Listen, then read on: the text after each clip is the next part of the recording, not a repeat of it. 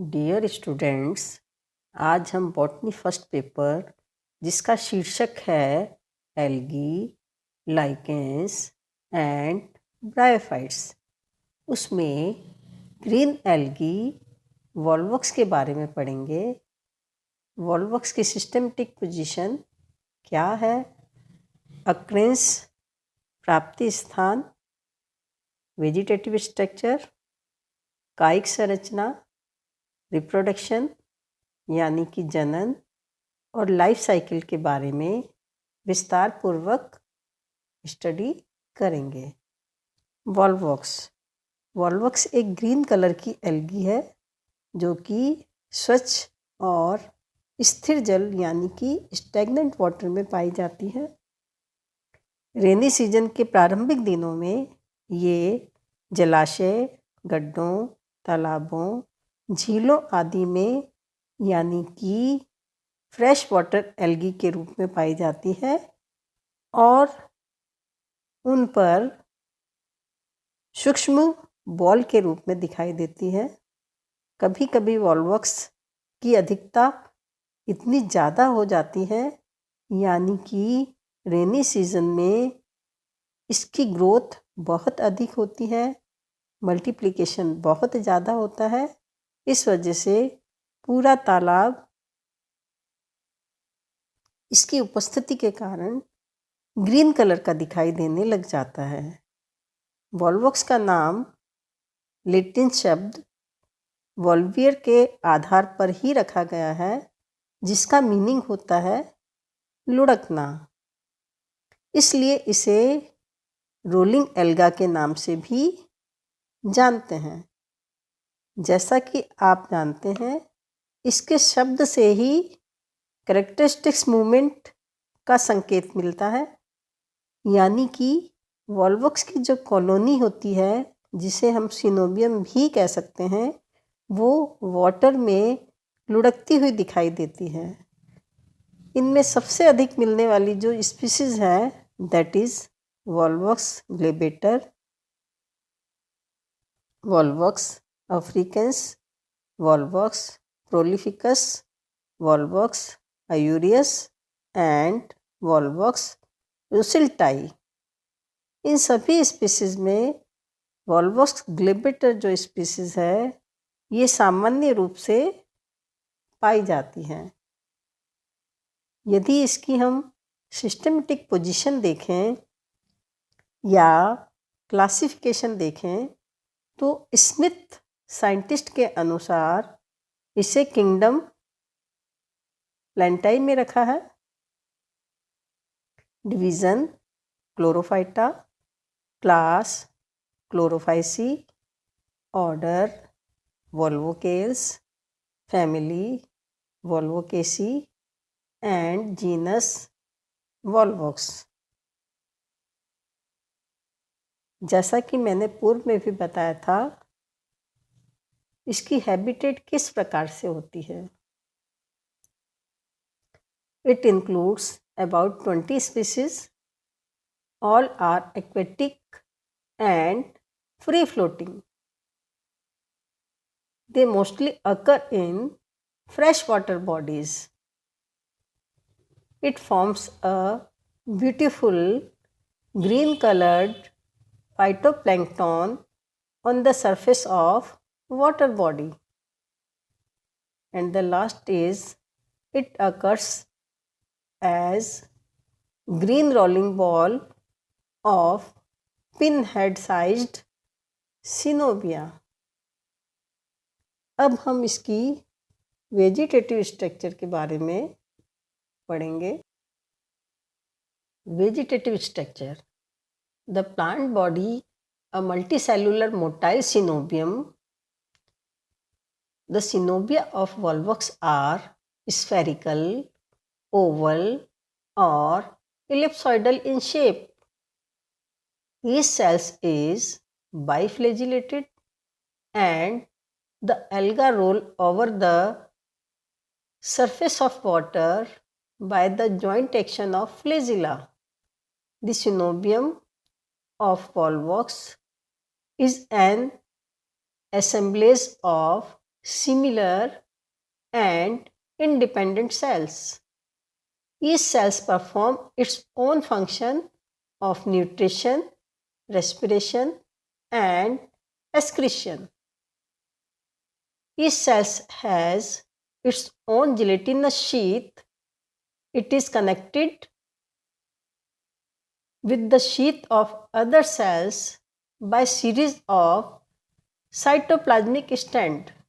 These cytoplasmic stent is called as plasmodesmata. Means Volvox green colour का colonial alga है और इसकी जो सेल्स हैं ये जिलेटिनस शीट की परिधि के अंदर एक लेयर में अरेंज होती हैं और कॉलोनी का जो सेंट्रल पार्ट होता है वो होलो होता है या खोखला होता है और इस होलो भाग में जिलेटिनस मैट्रिक्स भरा रहता है। वॉल्वॉक्स की आकृति या शेप गोल या अंडाकार होती है और कॉलोनी का जो व्यास है ये लगभग 0.5 mm या मिलीमीटर होता है। इसमें लगभग 500 से 60,000 तक की सेल्स पाई जाती है।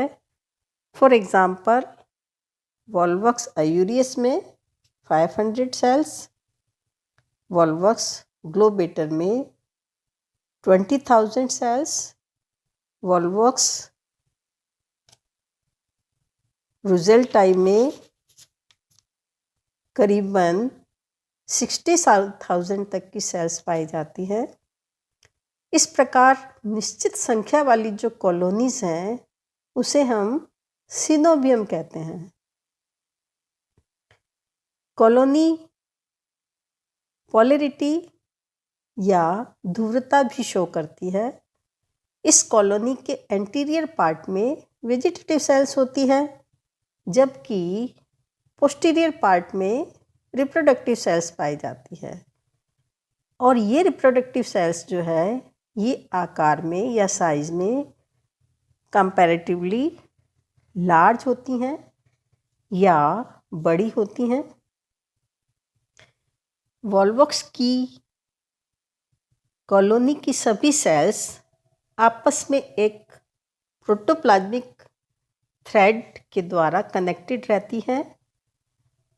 इन कोशिकाओं का साइज जैसा कि मैंने पूर्व में बताया राउंडेड, एलिप्टिकल अथवा नाशपाती नुमा होता है और ये कोशिकाएं क्लेमाइडोमोनास टाइप की होती हैं। यदि प्रत्येक कोशिका को देखा जाए तो प्रत्येक कोशिका में एक कप शेप्ड क्लोरोप्लास्ट, एक पायरिनॉइड, एक आई स्पॉट और एंटीरियर पार्ट में न्यूरोमोटर्स एपरेटस पाए जाते हैं। इन न्यूरोमोटर एपरेटस में 2 विप्लेस टाइप की फ्लैजिला पाई जाती हैं जिसे हम प्रति प्रकार की फ्लैजिला भी कह सकते हैं। यदि कॉलोनीज को हम देखें तो प्रत्येक कॉलोनी की प्लाज्मा मेम्ब्रेन सेल वॉल के भीतर की ओर सेमी परमिएबल मेम्ब्रेन के समान ही होती है और साइटोप्लाज्म की एक बाउंड्री या परिसीमा बनाती है। साइटोप्लाज्म की आकृति ऊपर से देखने पर ग्लोबेटर में तारे की आकृति का, वॉल्वॉक्स टेरियस में गोल अथवा वॉल्वॉक्स आयूरियस में कप के समान दिखाई देती है या प्रतीत होती है। सेल के अग्रभाग में यदि हम देखें तो क्लोरोप्लास्ट द्वारा निर्मित खोखली या होलो कप शेप्ड कैविटीज के अंदर साइटोप्लाज्म पाया जाता है और इस साइटोप्लाज्म के सेंटर में न्यूक्लियस होता है। सेल्स के एपिकल पार्ट पर 2 यानी कि 2 कॉन्ट्रैक्टाइल वैक्यूल्स पाई जाती है, जिनका फंक्शन होता है ऑस्मोरेगुलेशन। इसके नीचे की ओर साइड में रेड कलर का आई स्पॉट भी पाया जाता है। संभवतः ये आई स्पॉट जो है ये लाइट का बोध कराता है, यानी कि लाइट के प्रति सेंसिटिव होता है। मूवमेंट के लिए सभी सेल्स जो हैं ये फ्लैजिलाओं के साथ कंबाइंडली फंक्शनिंग करती हैं, जिससे सिनोबियम या कोई भी वॉल्वॉक्स कॉलोनी रोटेट करती है या उसमें मूवमेंट कंप्लीट होता है। इस प्रकार मूवमेंट के लिए सभी कोशिकाएं एक दूसरे से कोऑर्डिनेशन बनाए रखने का काम करती हैं, परंतु दूसरी जो कोशिकाएं होती है या सेल्स होती हैं उनमें जैविक क्रियाएं जैसे कि न्यूट्रिशन, रेस्पिरेशन, उत्सर्जन आदि में सभी प्रकार की कोशिकाएं स्वतंत्र होती हैं। यदि हम वॉल्वॉक्स की सिनोबियम या कॉलोनी को देखें तो प्रत्येक कॉलोनी की प्रत्येक कोशिका के चारों ओर भी एक अलग जिलेटिनस लेयर पाई जाती है। अधिकांशतः जो जातियां होती हैं उनमें ये कोशिकाएं आपस में साइटोप्लाज्मिक स्ट्रैंड के द्वारा जुड़ी हुई रहती हैं, लेकिन वॉल्वॉक्स की कुछ स्पीसीज जैसे कि वॉल्वॉक्स मोननी, वॉल्वॉक्स टर्टियस, इन दोनों में ही साइटोप्लाज्मिक स्ट्रैंड जो है वो एब्सेंट होता है। अब हम वॉल्वॉक्स के रिप्रोडक्शन के बारे में पढ़ेंगे। वॉल्वॉक्स में रिप्रोडक्शन 2 टाइप्स का होता है। Number 1 asexual reproduction and number 2 sexual reproduction. Asexual reproduction हमेशा फेवरेबल कंडीशंस में पाया जाता है, यानी कि जब फूड और टेम्परेचर ये दोनों ही फेवरेबल कंडीशंस में हो, उस समय वॉल्वॉक्स में एसेक्सुअल रिप्रोडक्शन पाया जाता है। Asexual reproduction occurs during growing season at maturity. Few cells in the posterior half are pushed back into the hollow cavity. These withdraw their flagella, increases in size, become rounded shape. These reproductive cells are called as gonidia. These special type of cells are called gonidial cells. The protoplast of each gonidium divides by the successive longitudinal division and forms daughter synovia or daughter colonies. Sometimes young synovia are formed inside the young daughter synovia called granddaughter colonies. Asexual reproduction के बारे में next topic में हम पढ़ेंगे।